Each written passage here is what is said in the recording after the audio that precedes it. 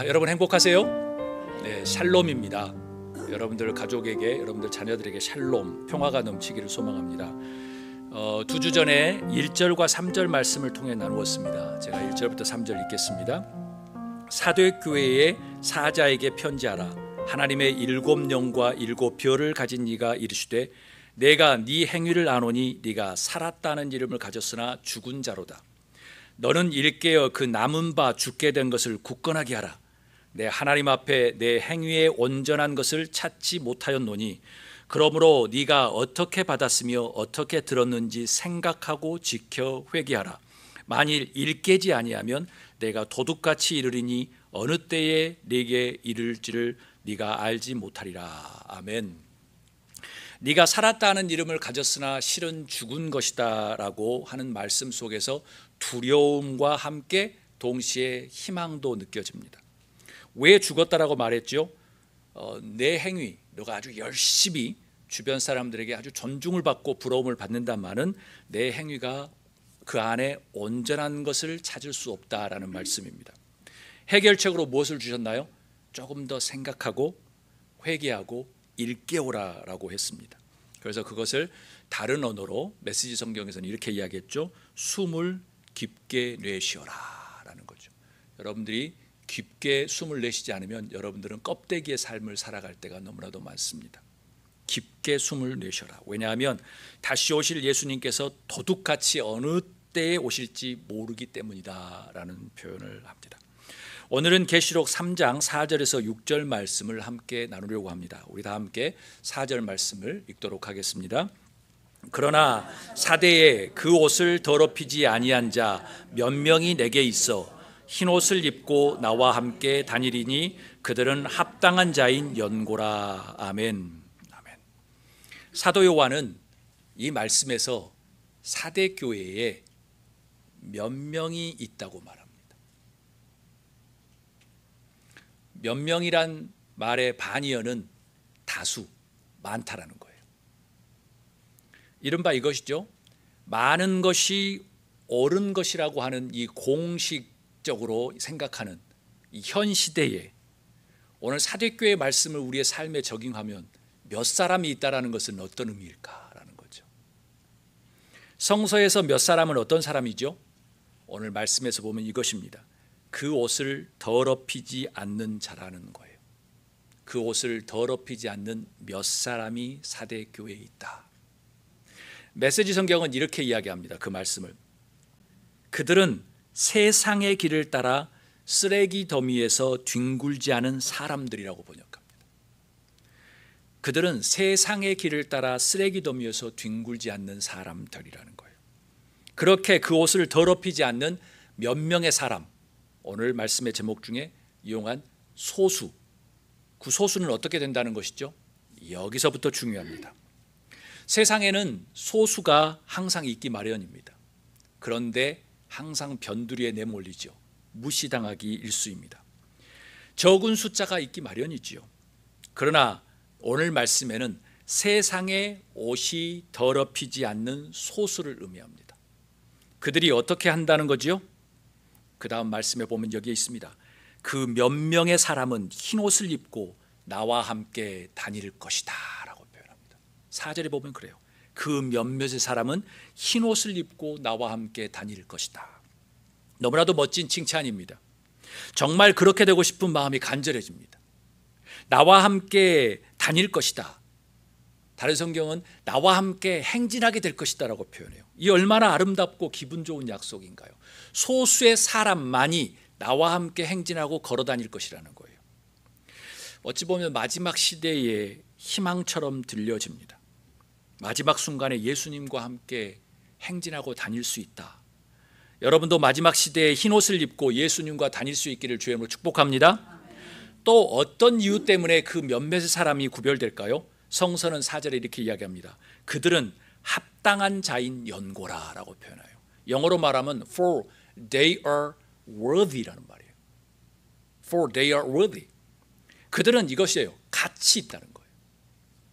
여러분들 좀 이상할 수 있습니다. 현 시대는 많고 크고 뭔가 대단한 것이 인정받는 가치 있는 것이라고 말하죠. 그 중에 다이아몬드도 가치 있지만 대체적으로 보면 겉이 화려하고 크고 대단한 것이라고 이야기하는데, 오늘 성서에서 말하는 것은 그들은 합당한 자인 영고라, they are worthy라고 하는 그 말 안에는 더럽히지 않고 쓰레기 더미에 더럽히지 않는 그 소수의 사람이 합당할 것이라고 말해요. 그들은 가치 있는 존재라고 말합니다. 메시지 성경은 이렇게 이야기해요. 그들은 그럴 자격이 있음을 증명받았다라고 표현합니다. They've proved their worth. 세상에서는 분명히 가치롭게 되지 않지요. 많고 크고 높고 대단하고 비싸고 이런 화려한 것이 당연히 가치롭다고 생각하지요. 그런데 성서는 이야기합니다. 아주 적은 몇 사람, 소수가 가치롭다라고 표현합니다. 그들은 그럴 자격이 증명되었다라고 표현해요. 사랑하는 여러분, 원하기는 여러분의 신앙이 하나님 앞에서 그럴 자격이 있다라고, 가치가 있다라고 증명될 수 있기를 주의 이름으로 소망합니다. 여러분, 옷을 더럽히지 않는 사람, 하나님과 더불어 행진하는 사람, 하나님 보시기에 합당하다고 하는 가치를 인정받는 소수 몇 사람이 될 수 있기를 주의 이름으로 진심으로 축복합니다. 그런 분이 되셨으면 좋겠습니다. 의미 없는 갈대처럼 정신없이 흔들리는 대중이 되지 마십시오. 그건 역사에 딱 한 줄에 나옵니다. 정신없이 돌아다니다가 나중에 딱 앞에 인기 있는 사람 쫓아다니다가 잘못하면 풍지박산 되는 거예요. 고무다리 긁다가 맘는 거예요. 다수가 아니라 하나님이 가치를 증명하는 소수가 될 수 있기를 주의 이름으로 다시 한번 축복합니다. 우리 5절 말씀 읽도록 하겠습니다.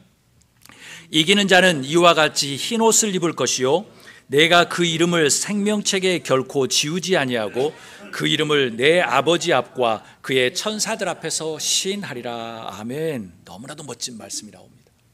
사람들은 예수님을 주님이라고 고백합니다. 입술로 고백하면 이름이 생명책에 기록되고 결코 지우지지 않는다고, 이미 구원받는다고 여깁니다. 문자적으로는 그렇습니다. 그런데 그게 불과 100여 년도 되지 않을 때부터 뭔가 문화가 그렇게 된 거예요. 원래 100여 년 전에는 그런 문화가 없었어요. 뭔가 조금 더 고심하고 조금 더 눈물을 흘리고 조금 더 삶을 변화시키는 건데, 갑자기 미국을 중심으로 크루세이드 운동, 빌리그레암 목사님이랑 많은 사람들이 오면서 갑자기 고백만 하면 다 믿습니다라고 하는 분야, 어떤 그런 바람이 세계를 휩쓸면서 좋은 점도 있었지만 안 좋은 면도 너무나도 많았습니다. 그냥 말로만 하면 다 구원받는다는 척으로. 그래서 한국의 군대에 수만 명 세례주면 다 구원받는 것처럼, 나중에는 그냥 망나니처럼 살아도 되는 것처럼. 그게 아니죠. 문자적으로는 그렇습니다만은 성서에서는 많은 부분, 솔직히 거의 대부분 말로 고백한다고 해서 보장받지 않는다고 계속 말합니다. 심지어 하나님이 기름 부어 세운 왕들도 나중에 아주 개차반이 된 경우가 너무나도 많으니까. 하나님이 분명히 기름 세워서 세웠던 왕들도 마지막에 죽을 때는 악한 왕이었다고 적는 게 성경에 아주 부지기수이기 때문입니다. 말로 선언을 한 다음에 행동이 따라야 하고, 행동이 아니라 그 안에 진심으로 변화가 되어야 하고, 그 다음에 성화를 이루어져야 그게 예수님을 따르는 진정한 제자라는 것이죠. 그런 이유로 오늘 본문에 5절에 이렇게 이야기해요. 뭐라고 이야기해요? 제일 먼저 이기는 자라고 표현하는 거예요. 왜 이기는 자라고 표현해요? 그냥 말로 하면 되지. 왜 이기는 자라고 표현합니까? 이기는 자라는 것은 독특한 표현이죠. 그때 당시는 당연히 로마 제국이 지금 번성하고 있었던 시기예요. 당연히 예수 믿는 것은 곧 죽음, 사형 선고와 마찬가지죠. 그렇기 때문에 당연히 이기는 자라는 표현을 썼습니다. 이김이라고 하는 것은 무엇이죠? 뭔가 어떤 대상과 싸우는 거죠. 거기 안에서 견뎌내는 거죠. 그리고 승리하는 거예요. 보이든 아니면 보이지 않는 존재들과 뭔가 대립을 하는 거예요. 거기서 이겨내는 거죠. 그게 주변이 아니면 내 자신일지라도 뭔가 대립을 하고 대결을 해서 이기는 거예요. 그래서 성서는 이기는 자라고 표현해요. 이기는 자에게 어떤 일들이 발생할 것이라고 말합니까? 주목하십시오. 그 이름을 내 아버지 앞과 그 천사 앞에서 시인하리라고 표현하는 거예요. 시인하다, acknowledge. 그 단어는 이런 뜻이에요. 인정한다. acknowledge는 주목하다. 그리고 acknowledge는 자인하다. 모든 뜻을 가지고 있어요. 그냥 누가 뭐 저 사람 알아 이 정도가 아니에요.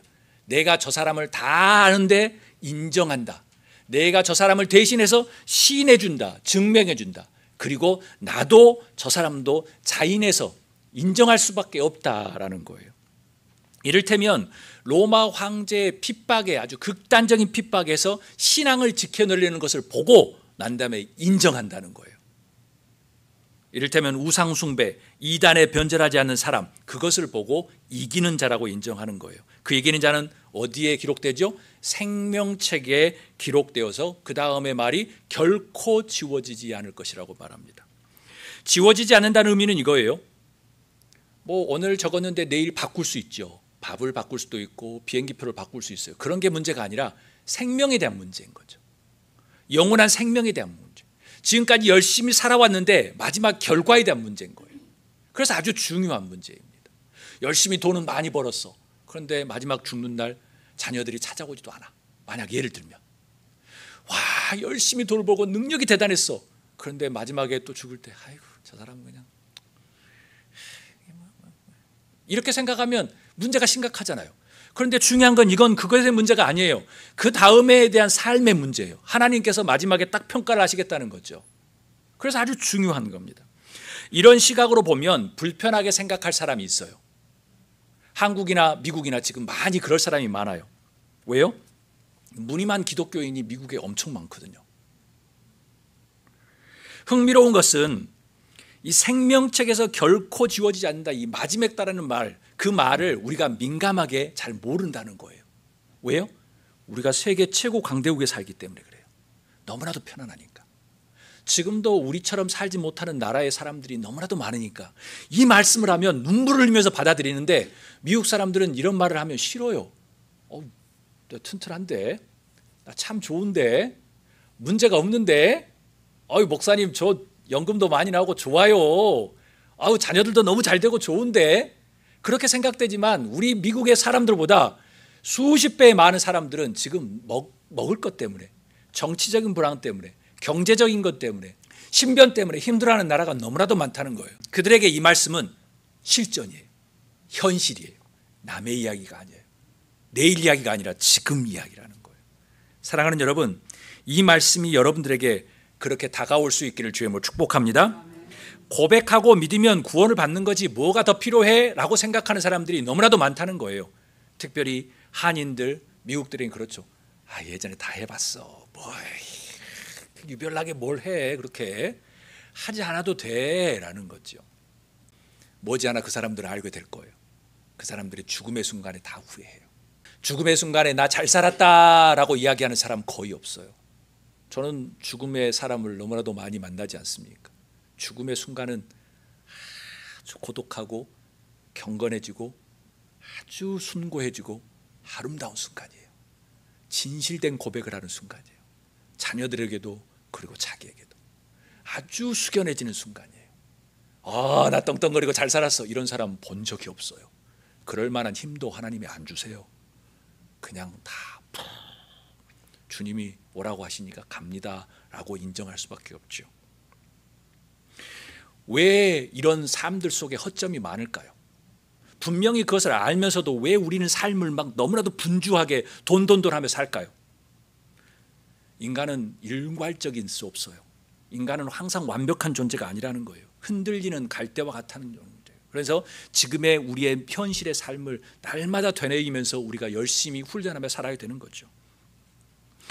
오늘 고백하고 결심하고 다짐한다고 해서 또 작심삼일이 되겠죠. 그렇지만 작심삼일을 또 계속 해보는 거예요. 주님을 만날 때까지. 신앙이란 것은 보이지 않는 것이기 때문에 더욱 그래요. 겉으로 우리가 자신감이 있을 수도 없죠. 돈을 버는 것이나 정부 점수, 크레딧 스코어 같은 것이 아닌 까닭에 하나님은 중심을 보시기 때문에 우리가 조금 더 단디하면서 주님을 만나야 합니다. 성서에서는 이런 우구심에 힘을 실어주는 말씀이 있습니다. 우리 마가복음 14장 21절 우리 한 목소리로 읽도록 하겠습니다. 인자는 자기에 대하여 기록된 대로 가거니와 인자를 파는 그 사람에게는 화가 있으리로다. 그 사람은 차라리 나지 아니하였더라면 자기에게 좋을 뻔하였느니라 하니라. 이런 말씀도 있다는 거예요. 분명히 예수님의 제자로 뽑았는데 가룟 유다를 보고 너는 나지 않았으면 좋을 뻔했다. 뭐 핀잔을 주고 너 이렇다 쌤통이다 이게 아니라 나지 않았으면 죽을 뻔했다라는 거예요. 차라리 나지 않았으면. 이런 경우가 꼭 가론 유다에게만 국한된 것일까요? 성서에서 보면 부지기수인데, 성서에서 보면 부지기수인데, 제가 말씀 많이 드리잖아요. 남유다와 북이스라엘에 총 39명의 왕이 있었어요. 그 중에 31~2명이 다 악한 왕이라고 적어졌어요. 그때 당시 제사장들이 막 기름 붓고 주변의 사람들이 아이고 우리 왕님 어우 정치 잘하시네요 막 하면서 제사장들과 율법사들이 와서 막 칭찬 다 했겠죠. 그런데 성서는, 그것도 이스라엘 백성의 손으로 기록한 성서는 다 악한 왕, 자기의 조상보다 더 악한 일을 행했다라고 표현하는 거예요. 역사 안에서 이런 사례들은 비일비재하게 나타나고 있습니다. 우리 주변에도 벌어지지 않으라는 법이 없지요. 그런 이유로 예수님도 이렇게 말씀하셨어요. 청함받은 사람은 많은데 택함받은 사람은 적을 것이라고 이야기해요. 인바이트 된 사람은 아주 많은데 마지막에 택한, 정말 마지막에 남는 사람은 적을 것이라고 이야기해요. 적을 것이다라는 표현에 저는 큰 도전을 받습니다. 특히 오늘 말씀의 제목이, 한번 따라합니다. 소수에게 희망이 있다. 소수에게 희망이 있기 때문이에요. 인버테이션은 1000명을 받았는데 택함 받은 사람은 100명이 될지 50명이 될지 200명이 될지 누구도 모른다는 거예요. 확실히 개런티는 안 된다는 겁니다. 마지막까지 버티는 사람, 이기는 자, 적을 것이라는 거예요. 하나님은 많은 사람에게 두루 관심을 가져요. 그렇지만 정작 마지막 중간, 정말 마지막 순간에는 마지막에 버텨내고 이겨내는 몇 명의 사람, 소수에게 주목하시는 거예요. 그래서 소수에게 희망이 있는 까닭입니다. 그런 이유로 우리 한 목소리로 읽도록 하겠습니다. 그 옷을 더럽히지 않은 자 몇 명이 내게 있어 흰 옷을 입고 나와 함께 다니리니 그들은 합당한 자인 영고라. 이 말씀을 기억하셔야 돼요. 사대교회 아주 잘났다고 정말 돈 많다고 자랑하지만 실제로 죽은 교회였던 것처럼 그곳에 신앙을 저버리지 않았던 청초한 신자들이 있어서 다행이다는 거예요. 저의 잠자던 세포들이 막 일깨워지기 시작합니다. 아, 소수에게 답이 있구나. 적은 숫자에게 답이 있구나. 이 부분에서 하나님께서 저에게 주신 깨달음입니다. 우리 한 목소리로 읽도록 하겠습니다. 하나님은 숫자에 많고 적음에 의미를 두지 않는다라는 겁니다. 하나님은 절망의 순간에도 순전한 소수의 사람을 준비하신다라는 거예요. 그러고 보니 예수님께서 숫자에 대한 이야기를 하실 때는 한두 사람이라는 표현밖에 없습니다. 한두 사람. 하나님은 숫자에 많고 적음에 의미를 두지 않습니다. 하나님은 절망의 순간에도 순전한 소수의 사람을 준비하십니다. 그런 소수의 사람이 여러분이 될 수 있기를 주의 이름으로 축복합니다. 소수에게 희망을 주시기 위한 것이 바로 하나님의 신실한 계획입니다. 성서에서는 이런 하나님의 마음을 잘 보여주고 있습니다. 너무 많을 테지만 가령 이런 말씀이에요. 왕상 19장 18절 우리 한 목소리로 읽도록 하겠습니다. 그러나 내가 이스라엘 가운데 7,000명을 남기리니 다 바알에게 무릎을 꿇지 않고 다 바알에게 입맞추지 아니한 자니라. 아멘. 아멘. 소름 돋는 말씀이 이런 것은 아닐까 싶어요. 더불어 저의 마음이 포근해집니다. 모든 것을 포기하고 나 죽겠습니다, 죽여주세요 라고 했던 엘리야 선지자, 수많은 사람들이 다 바알을 믿고 우상을 섬기고 있는데 그 엘리야 선지자를 회복하며 주시는 말씀입니다. 바알에게, 우상에게 입맞추지 않는 7,000명을 너에게 남겨주었다. 7,000명인지 6,000명인지는 몰라요. 이스라엘은 상징적인 언어를 사용하기 때문에 소수의 사람을 남겨놓겠다는 겁니다. 당연히 출애굽할 때 거의 60만 명, 100만 명이었으니까 지금 출애굽보다 지금 수백 년 후니까 더 많겠죠. 수백만 명이겠죠. 그런데 그 중에서 7,000명이라고 하는 것은 소수의 사람을 너에게 남겨놓겠다는 거예요. 마치 나무 밑둥이 딱 잘려서 구루터기만 남았는데 그 구루터기로 포기하려고 나 이제 못 살겠습니다라고 하는데 거기에서 새싹이 올라오겠다는 거죠. 소수를 통해서 희망을 보겠다는 겁니다. 여러분 기대하십시오. 여러분의 삶 속에서 분명히 하나님은 준비해 놓으신 것이 있습니다. 그것이 여러분 눈에게 도드라질 수 있기를 주의 이름으로 축복합니다. 눈을 크게 뜨고 보십시오. 신앙의 여정에서 그 남겨놓은 것을 찾고 누리셔야 합니다. 뿌리 깊은 나무는 때가 되면 새싹이 움터오기 마련입니다. 가지로 뻗어나갈 것입니다. 그것이 여러분의 삶 속에서 우리 교회에서 일어날 수 있기를 주의 이름으로 축복합니다. 창세기 18장 31절에 또 이런 말씀이 있습니다. 우리 한 목소리로 읽습니다. 아브라함이 또 이르되 내가 감히 내 주께 아뢰나이다. 거기서 20명을 찾으시면 어찌하려 하시나이까. 이르시되 내가 20명으로 말미암아 그리하지 아니하리라. 아브라함이 또 이르되 주는 노하지 마옵소서. 내가 이번만 더 아뢰리이다. 거기서 10명을 찾으시면 어찌하려 하시나이까. 이르시되 내가 10명으로 말미암아 멸하지 아니하리라. 아멘. 너무나도 유명한 말씀이죠. 이 말씀을 통해서 소돔과 고모라라고 하는 대명사가 인류 역사에 짜잔 하고 나타났으니까요. 그래서 인류의 역사에 도시가 멸망하고 국가가 멸망하는 대명사는 항상 소돔과 고모라, 요즘에는 폼페이까지 붙었죠.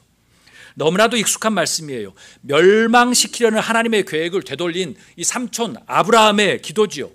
화려한 도시 소돔과 고모라였지만 소수의 의인 몇 명이 없어서 지금 멸망하겠다고 하시는 거예요.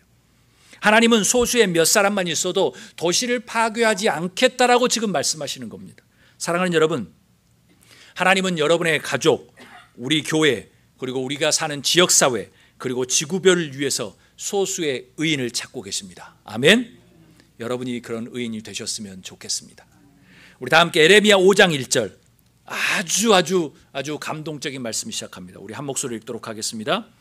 너희는 예루살렘 거리로 빨리 다니며 그 넓은 거리에서 찾아보고 알라. 너희가 만일 정의를 행하며 진리를 구하는 자를 한 사람이라도 찾으면 내가 이 성읍을 용서하리라. 그들이 여호와께서 살아계심을 두고 맹세할지라도 실상은 거짓 맹세니라. 아멘. 이 말씀이 나왔던 시대는 지금 남유다가 멸망의 길로 가고 있는 순간이에요. 그런데 여러분, 그것은 우리가 멸망이라고 알고 있고 선지자들만 멸망이라고 이야기했지, 그 나라 대부분의 사람은 우리 지금 잘 살고 있어 라고 생각했던 시대입니다. 그런데 하나님은 뭐라고 이야기하죠? 너 저기 다니면서, 예루살렘 다니면서 단 한 명의 사람이라도 내가 찾으면, 한 명의 사람이라도 찾으면 내가 멸망하지 않겠다고 이야기해요. 여러분, 이 시대가 지금 어느 시대냐면 초기 삼국시대보다 더 이전 시대입니다.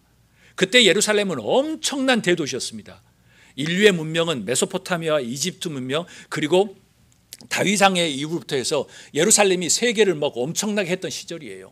그때 아시리아와 바벨로니아 다 그렇던 시절입니다. 우리나라는 삼국시대도 되지 않는 그런 시절에, 그 중심의 시대에 말하는 거예요. 한 명만이라면, 이 대도시에서 한 명만 찾겠다고 하면 내가 예루살렘, 이 나라를 멸망하지 않겠다라고 표현합니다.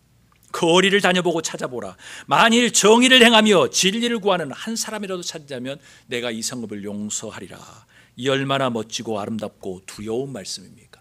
그래도 저는 그 말씀 속에 희망을 봅니다. 한 명이면 되는구나. 한 명이라도 있으면 되구나. 한 명이라도 있으면 되는구나. 저는 이런 감동을 받았습니다. 우리 한 목소리 읽겠습니다. 내 자신이 작아 보인다고 기죽지 말자. 양과 숫자가 작다고 무기력에 빠지지 말자라는 겁니다. 여러분, 자식이 아무리 돈을 많이 벌어도요, 자식이 힘들 때 엄마 아빠 만나면 눈물 치 흘리잖아요. 세상에 뭔가 대단한 것 가지고 인생이 되는 게 아니에요.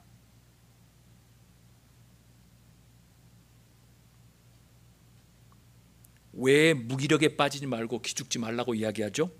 왜일까요? 한번 따라합니다. 소수에게 희망이 있다. 소수에게 희망이 있다는 거예요. 적은 숫자에게 희망이 있다는 겁니다.